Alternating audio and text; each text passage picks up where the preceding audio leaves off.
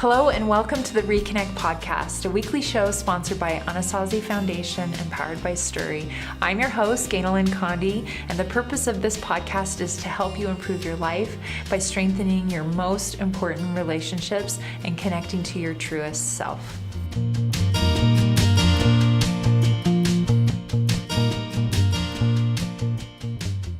I'm so thrilled today to welcome my guest, Julie Lee. Hello. She is a fellow podcaster and a veteran, so she's going to help teach me. All 25 episodes. She has a wonderful podcast that I've been a guest on, and so I'm so happy that we get to come back together and have you be a guest on the ReConnect podcast. Tell our viewers and listeners what your podcast is. Yes. Okay, so my podcast is called I See You. And on it, I advocate that compassion and connection save lives. I feel like compassion and connection has saved my life over and over again as I've struggled with certain things.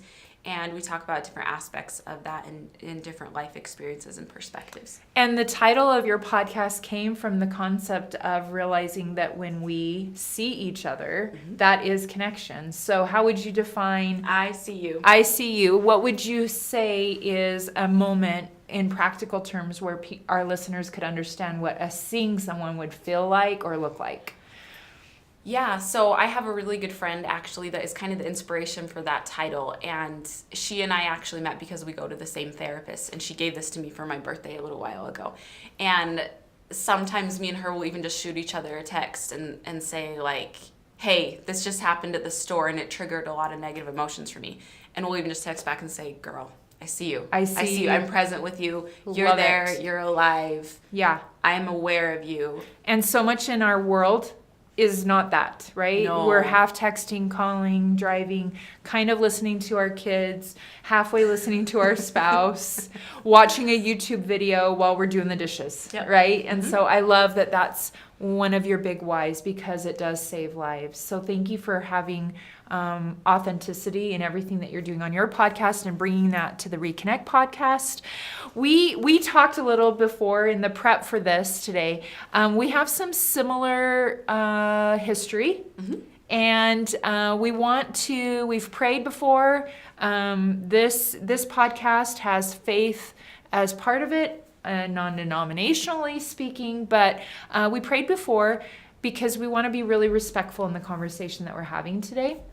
And mainly we are wanting to talk today about our journey with mental illness in our families, how that has helped us on our journeys, and how we have still valued connection with family that may still be struggling, which we kind of all are. Let's just be honest. But why don't you share just a little bit about how much of your background, your family dynamics, what was your family of origin like growing up? Yeah, so my dad was diagnosed with bipolar disorder when I was very little, and that created some interesting experiences for me, for all my siblings, for my mom, for my dad. I think we were all a victim to that mental illness. Yeah.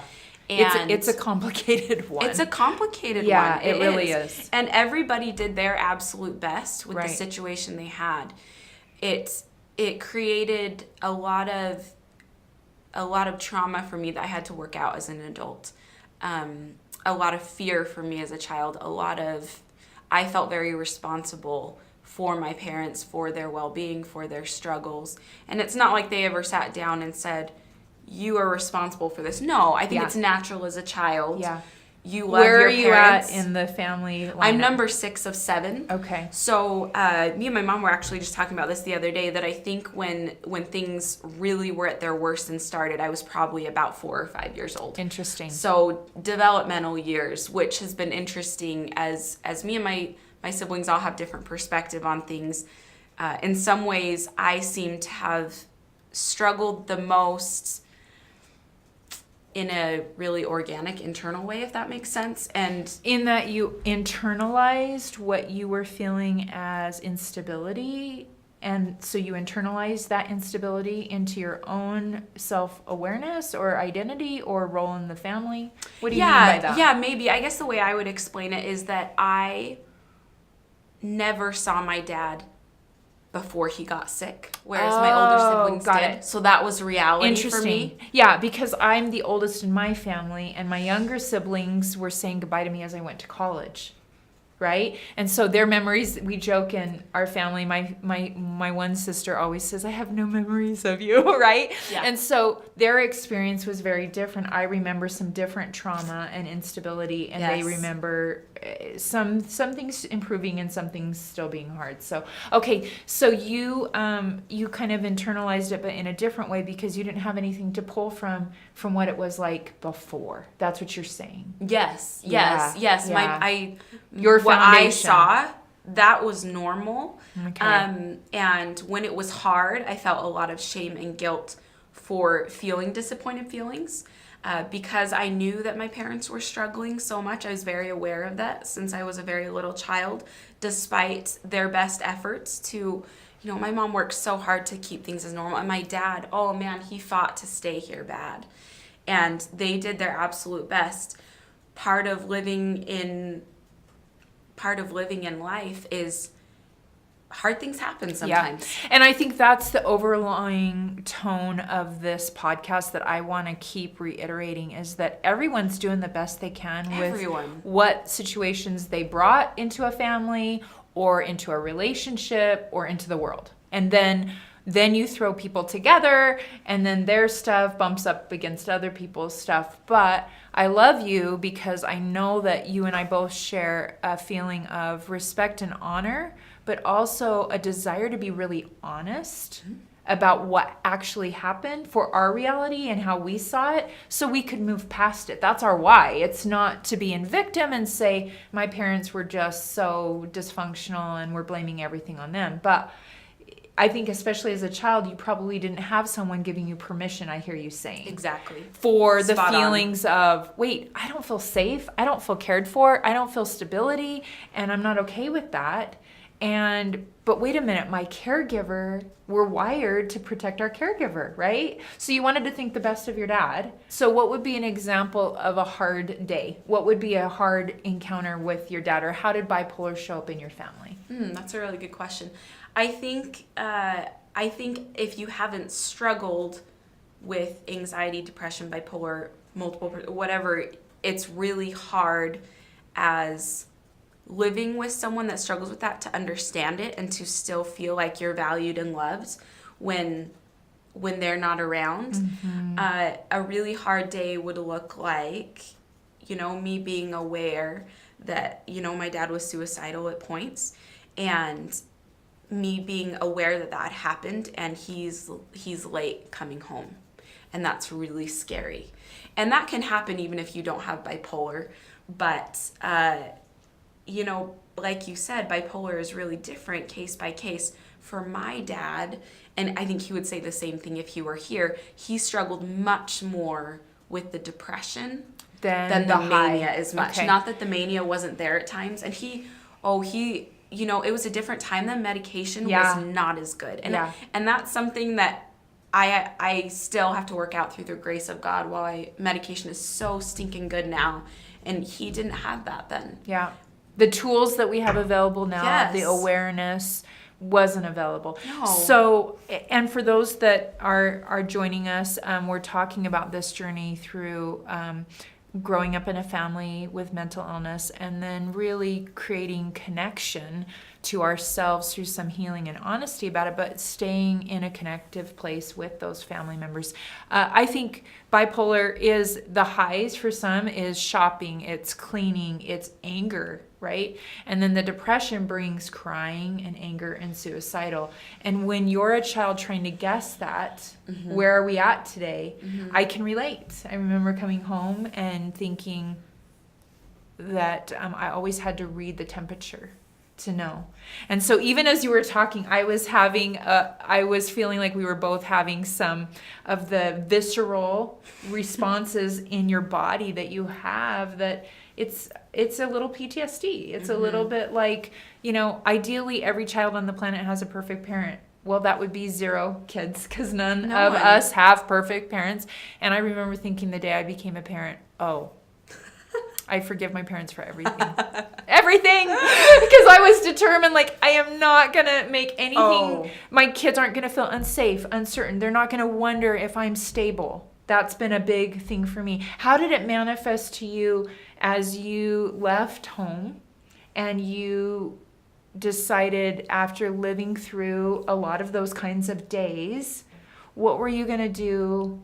How did it play out in your I'm leaving home now stage of life? Well, it was interesting because when I left home, my parents, we had a great relationship. That's probably when our relationship was the best because my dad had found some techniques that have worked really good for him, and me and my mom have always been able to be pretty open and honest with each other.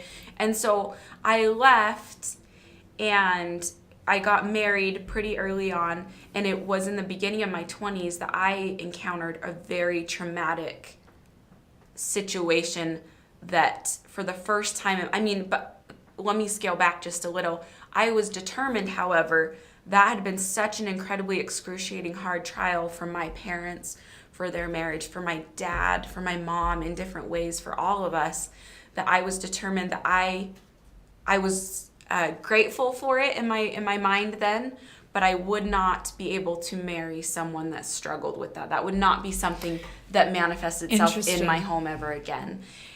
I never in my wildest dreams thought that I would struggle. That was like not even a part of something that could possibly exist. Because, and I'm asking this from my own personal experience, because you were determined to break patterns, or you didn't even sense that you have vulnerability? Ooh, both, I would say. I had a sister once say to me, so there's 7 kids in my family, she said to me, of the siblings, you are the last one I would have ever expected to struggle with depression or anxiety. And that's just not what you stereotypically maybe think of that, or the ideas that we have about that. That's not what I looked like, and that's not what I've ever looked like.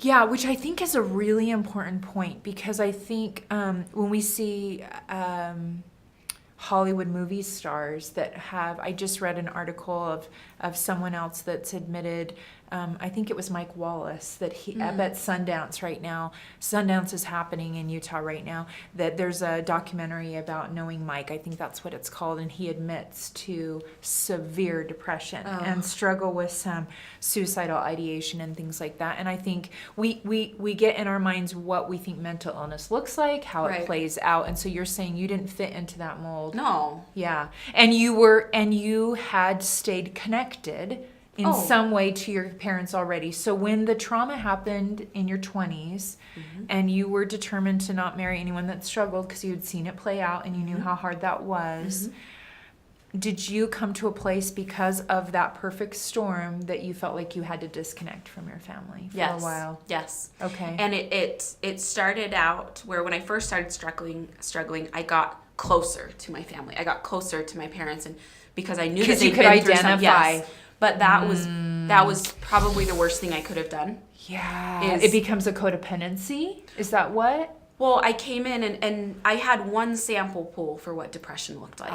One. So I knew no one, it was not talked about. I knew no one else that struggled. Interesting. So when we were living out of state at the time, and my husband flew me back because he had to finish an internship where we were, I immediately wanted to connect with my parents because they were so compassionate, because they'd been walking through that. So much compassion. My mom would give the shirt off her back. Yes. Like the most compassionate, most able to love unconditionally ever on the planet. 100%. Hardest worker too, right? Yeah. Like, so really. So I mean, my dad held me through panic attacks. I mean, he was got there. It. He got it. And that was a reverent moment. Yeah. And there's no denying that.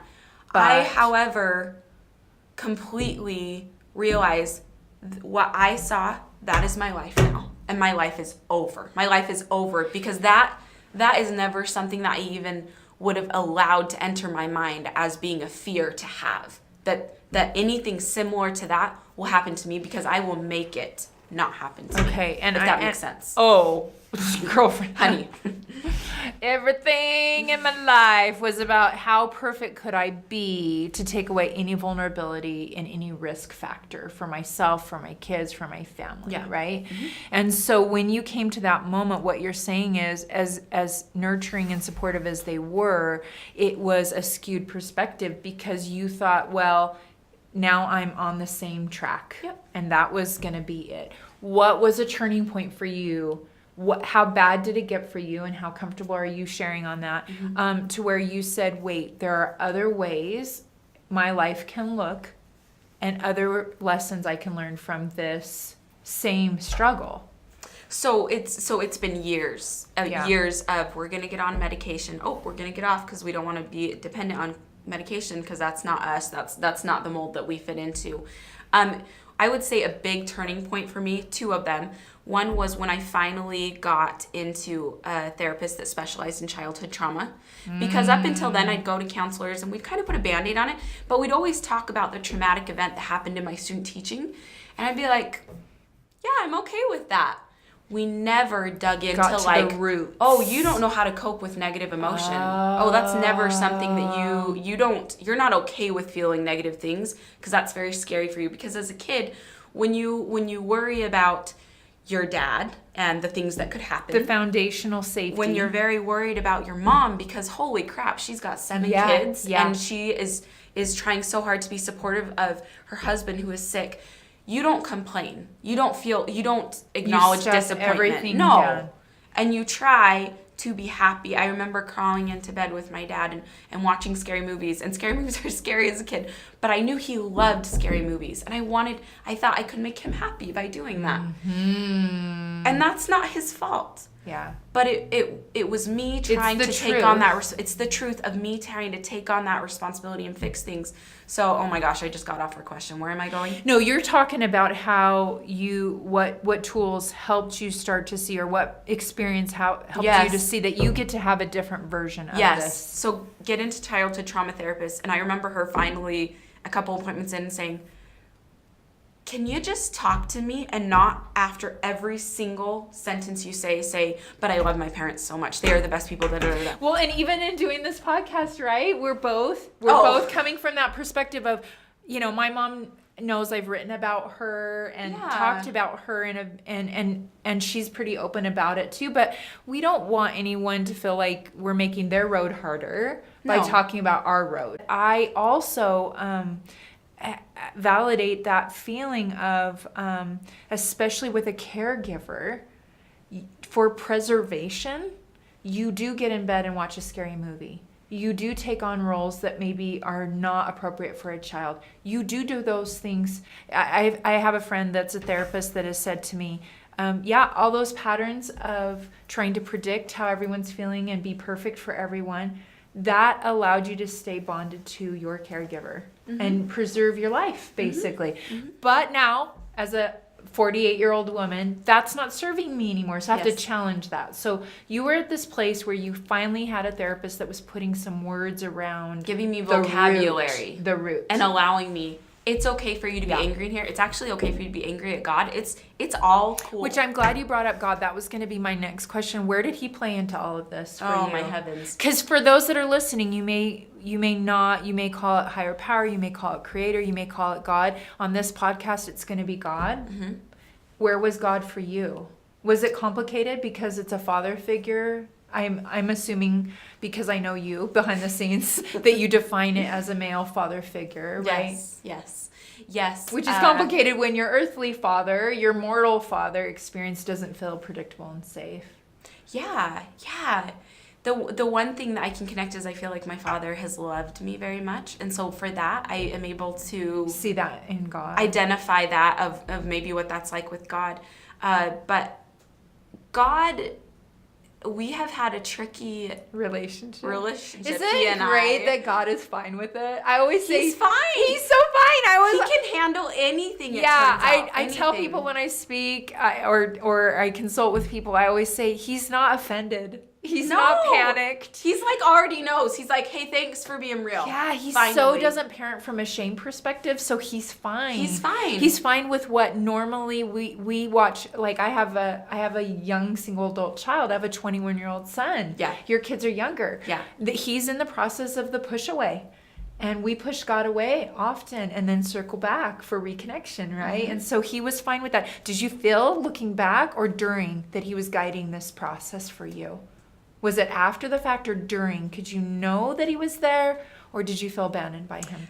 I felt very abandoned by him at certain points. There were people in my life that showed up at times that there could be no coincidence for. There was a time when I was crying really hard. So I'm feeling the emotion of it because I can feel it right now. I can feel how much God was there, but I love that we're talking about it because this is what a listener needs, whoever you are. In depression, you don't feel God. You don't feel anyone. You don't feel reality. You need to, I remember tracing a figure 8 on my hand to just remember grounded. that I'm a human. Yep, a human being. Like, to stay I'm here. present. I'm here. Yep.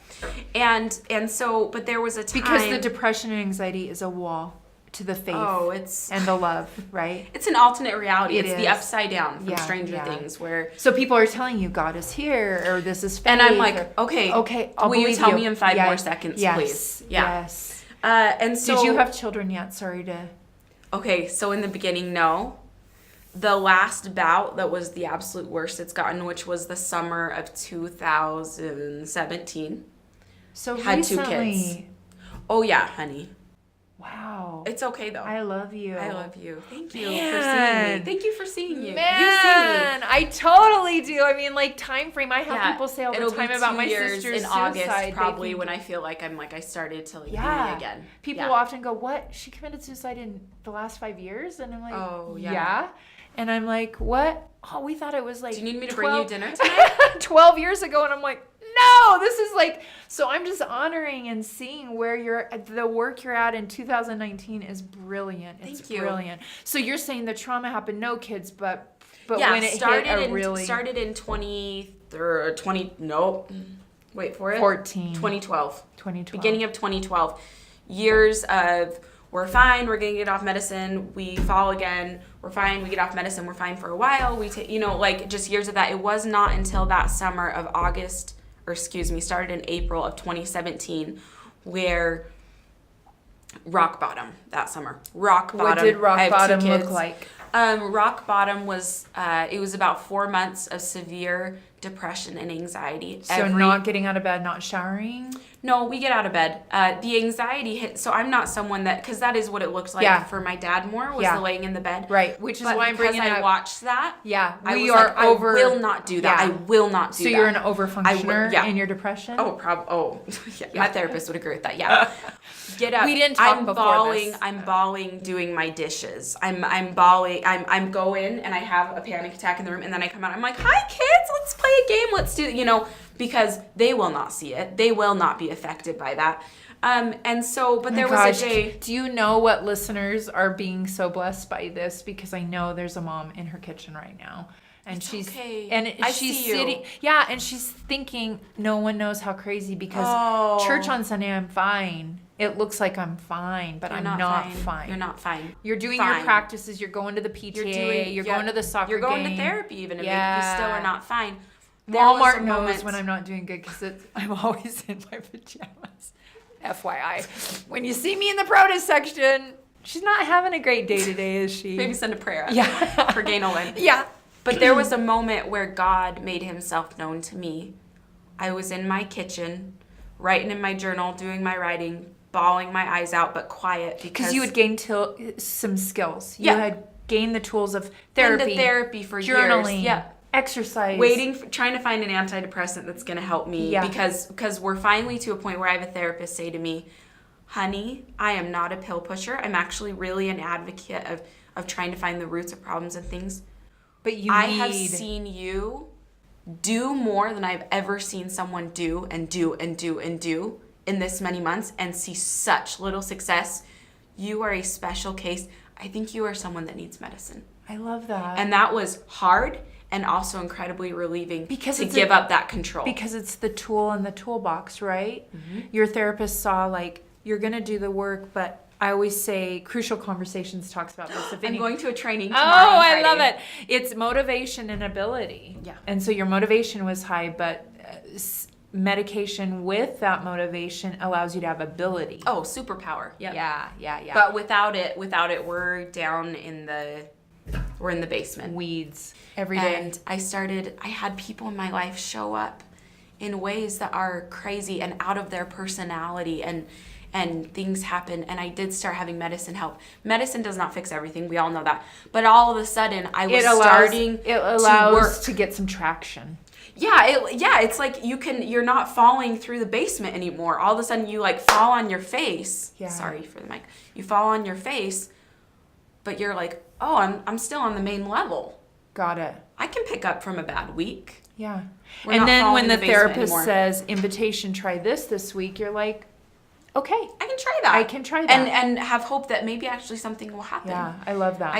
I'm starting to feel God around me more. I'm starting to feel hope again. So you realized, to backtrack a little, that you ran home literally. Your family embraced you, but that wasn't super helpful at the time, other than you got some support, but it made you think you were destined to this certain outcome.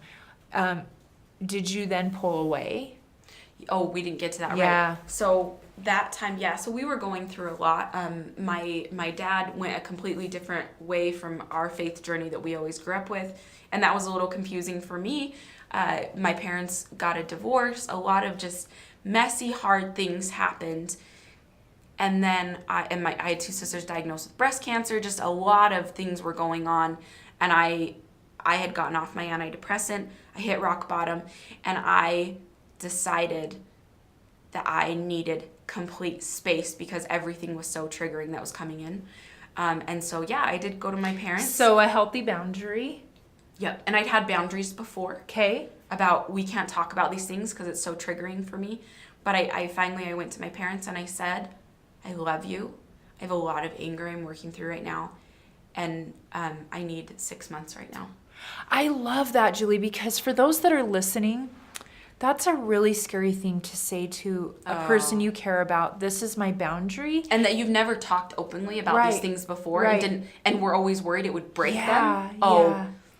But what a healing gift when someone can see that a boundary is about love. God has boundaries with us all the time. And what a beautiful, I can sense from what you're saying, that it wasn't victim energy, it wasn't blame, it was, I really am trying to take responsibility and I want connection with you, but it's going to require a disconnect for a time. Yeah. I've shared this before we went on the air. This is Anasazi's book, The 7 Paths, and it's really kind of a similar journey story where it starts out with some conflict, and this child leaves the tribe and says, I'm so angry at you, and you didn't do that, but his journey away where he finds himself so he can return to the connection. Exactly. And that's what you were saying. So we can have a real relationship again. Yeah. Because right now, it's all sorts of... Did they honor that? Because sometimes they don't. I mean, sometimes a family or a relationship says, oh, okay, I'm not okay with that. And they'll either push back or try to hurt you back in return. They didn't do that. Nope. And I mean, we didn't necessarily see eye to eye on everything. Yeah. But they gave me the space I needed, and I am grateful every day for that, because it was a difficult thing for them to hear. I mean, I can't imagine as a parent. Yeah. I didn't want to be anyone in that room. Yeah. I was like, I feel compassion for you. I feel compassion for you. I feel compassion for me. I am responsible for 2 little kids that are little babies, and right now their mom is dysfunctional. Yeah. So I got to do what I got to do right now. You know, and I would say this, this podcast is about connection to be your best self. It's connection with family, but unless you're connected with yourself, and I believe your higher power, your God, your creator, you're no good. Oh, you're no good. And if you were to triage, you know, I often say, like, you know, the airplane analogy of put the oxygen on your face first and then put it on your child, because you pass out in a matter of moments, and so you wouldn't be of any help. But really in that triage of first self, you and God, then marriage, then kids, after that is your family of origin. And sometimes we get so enmeshed and we never pull away in a healthy way. Mm-hmm. So in connection, it sounds wonderful for Thanksgiving dinner, but it was the pulling away that allowed you to bring you through that process so you could find yourself, show up for your children who you are responsible for. I'm responsible for my husband. Yeah. Then what? Then what did it look like to maybe reconnect with them? Or what is it looking like now? Because you're doing still in a process. Yeah. We're not this is there. Recent. Yeah. Yes. We're not there. I think that it looked a little at a time. Okay. And which I think is great, to give permission to yourself to say, today this is the boundary. Next week we're going to pull that back a little bit. And to help my parents acknowledge, this is about me trying to figure this out. Yeah, not about you. This is my reality. Even if, I mean, someone could even say, this is how that happened. whatever it was, this is how I took it, and here's where we're at. And so being able to acknowledge that and help them not hang on to shame about it. Yeah. Which I have not done perfectly. Like, we're always learning, and I go back and I'm like, oh, I should have said that different. I should have done this different. But so what I love is the word circle back. We can always give permission to circle back. Yeah. And I think and just trying as much as possible to be open in a way that's helpful to our relationship, but also having boundaries that we don't even talk about of, I'm not going to go to my parents and say, when this happened on December of 1996 and the way you said that, it could have been better. Because guess what? I'm already screwing up as a mom. Yep. It's not going to serve anyone. It's not going to serve anyone. Yeah. That doesn't mean that there's not a place to talk about that in therapy or with my husband or those things. And I think that's lend really them crucial. the same permission to say, you know what, my daughter has really hurt me because she pulled away and that was painful. And I feel like, I need to allow them to do the same thing if they need to. I think that's really good advice to give, Julie, that when you're saying to someone, this is my reality, and there's a time and place for that. I think when we have family reunions, family gatherings, a lot of triggers come up for a lot of people for a lot of reasons. Holidays. There's history, right? But even the day in, day out, nowadays, you see a Facebook post. So if you've pulled away from family and then you see your sister-in-law post something and it's the wise thing to not be there or be as enmeshed, it hurts, right? It feels painful. Where did your podcast come in all of this? Because I think it's one of those beautiful gifts of you authentically share other people's stories, but your own as well. And would you say that was one of the reasons why God that day on the bathroom floor said, no, we're gonna leave this stewardship. I think it's a stewardship, right? Mm-hmm. Because you're helping other people. Where in all of this did the podcast come?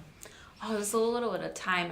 I am very lucky that I have a husband that's like, you can do anything you want to do. You can do my job better than me probably if you want to. Who just has that faith in me. Yeah. And isn't that great if you have a partner like that? Stud. Yeah. He's the best.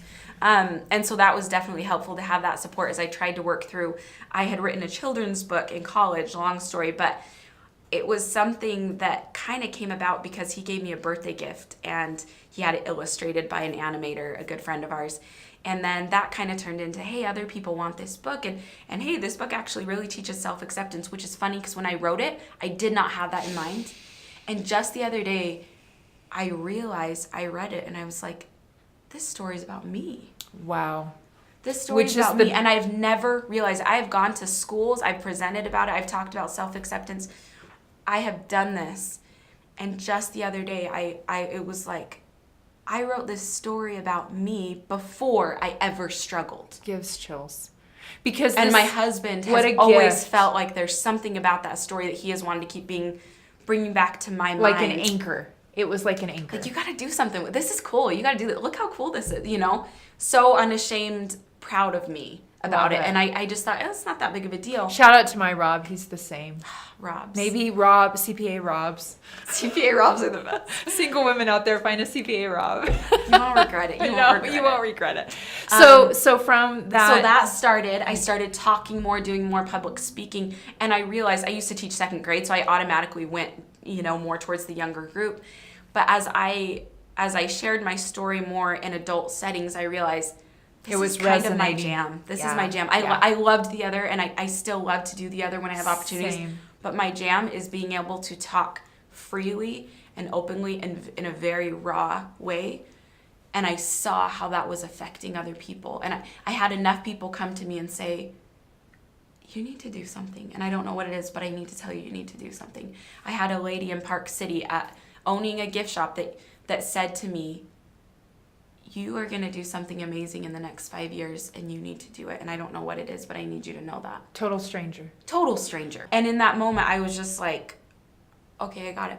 I got it. Maybe I can trust myself that maybe I am meant to do something. And maybe that doesn't look like pride. Maybe that looks like humility to you. And you and I have talked about that a lot because there are a lot of podcasters and speakers and writers and presenters and influencers in the world that are all doing really great, amazing things. And I often get asked about people have it on their heart. They want to do something. How did I get started? There's not one pattern. But trust that little nudge inside or the lady at the gift shop that's pushing you. In our last few minutes, you're continuing to work on connection with your family, Yes. your family of origin. Yes. You're always working on your own individual connection Yes. with God and your children and your spouse.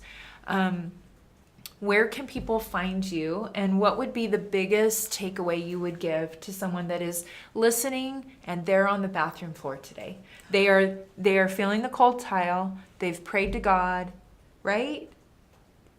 I know, like, we're crying on this podcast because that person, right? What would you say to them in that place where they're praying to God and maybe they found the podcast today and they're thinking, yippee-yay for you women that have come out of the dark place, but I'm not sure there's a next step for me. What would be a takeaway? So if you're on the bathroom floor, I'm imagining that you are feeling like these are all nice, really cliche things to say, but it doesn't apply to you. And you've tried everything.